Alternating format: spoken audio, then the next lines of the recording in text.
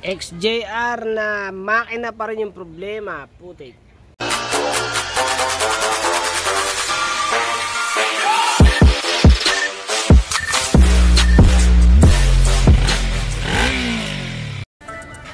Ito, malupit na the moves. Okay lang ako nakakita nito eh. Panis, tinanggalan ng blow by. Ha? Panis. Nilagyan ng spacer yung piston ring ha. Pinatayan ng oil passage siya. Coke to, coke oh. Mukhang coke. Tayo na yan. Isa lang meron. Ewan ko lang iba. Baka lahat yan meron. Galing nun ah. Ito lang natin yung status nito. Ito binuo ko na kaso negative 2 talagang makina na to. Binuo ko lang siya para maano eh. Kasi wala tayong makuha nung nakaraan. Wala tayong makuha sigunyal. Ito may nakuha na eh. Sigunyal tsaka ano, crankcase. Ang problema ito crankcase. Ito kadalasang umiingay sa XJR. Yan yung chain guide. Yan o. Naputol tas tumama siya sigunyal. Hindi, may problema rin sigunyal niya. Ito may nakuha ako dito sa yung XJR ko na spare engine. Goodies talaga yan, goodies pati mga bearing. Nakabuo ko lang ulit. Ano ko lang, nilangisan ko lang. Nilinisan tsaka nilangisan kasi medyo matagal nakatambak. Ilalagay ko dito.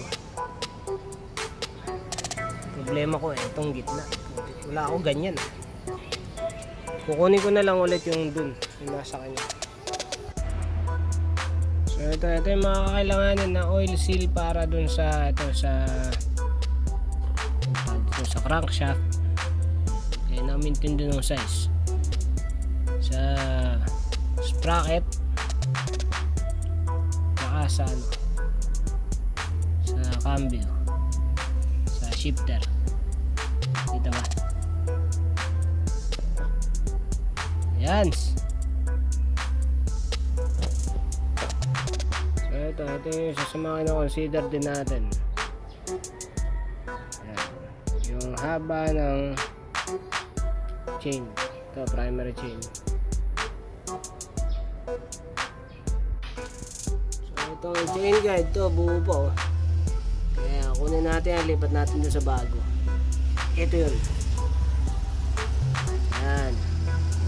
Tanggalin natin yan, sira. So ito yung naputol no? Napapansin dito kung saan nagka-issue eh. Kasi sa akin ganyan din nangyari dati. Ang nangyari pala ito yung tornilyo, yung stud bolt malabas. Dapat kasi yung stud bolt merong starter yun eh. Ayan natin dito sa balik pa rin ko para makita nyo. Ayan. Ito, sablay yung stud bolt na nilagay. May stopper, ito, nasa ibabaw.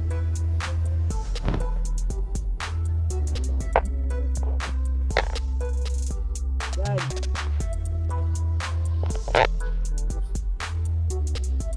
Yun, yan o. May matabang part. Hihinto yan dun eh, sa baba eh. Baliktad yung lagay. Putik na yan. Yan, tinanggal ko na yung dalawa. Papalitin ko kasi yan sinasabi ko ano, may matambok na part. Hihinto kasi yan, tuloy yan. Tapos importante malinis yung thread. Kasi pag nilagay nyo na marumi yung thread, masisira yan eh. Sayang lang yung crankcase. Papamasin nyo pa yan. Yan, minto na yan dyan. Pwede maminto yan eh. Lagyan ng Loctite yan para mas okay. Yan o. Yan o, ayaw mag-focus. Yan. Diba? Hindi na siya lumabas.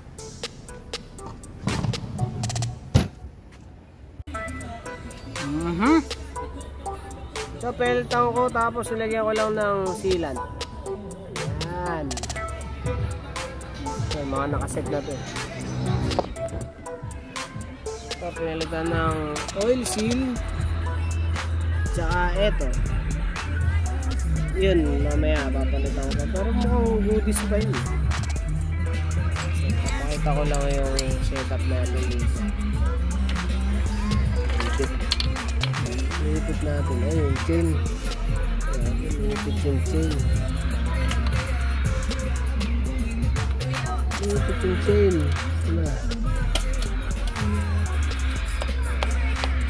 Ipit yung chain. Goodies, ayan po. Kinain na yung chain. Video ako na ito. Exit namin yung yung harness nito. Tapos papalitan na ng bago. Magre-harness na. Pag nag-harness kami ng XJR, in-exit na namin to. Basta kahit anong mga in-exit na namin to para mawala na ng extrang pyesa, tsaka spasyo, tsaka switch. Kasi dagdag pa to sa masisira, papalitan. Tapos titirik dahil dito, di ba? I-exit na namin yan. Ginagawa na namin na lang. Yung pinaka simple, pinaka less komplikadong setup ng harness. Ang pinaka simple, ang nakita ko Super 4 talaga eh. Kaya hanggat maaari doon namin binabase. Pero ang kagandahan dito sa design ng XJR o ng mga Yamaha, yung negative nila hindi nanggaling sa yung negative ng terminal ng battery, binato papunta sa ground, diba? Ground ng starter. Siya meron siyang extra wire papunta naman sa harness, yun yung backbone niya.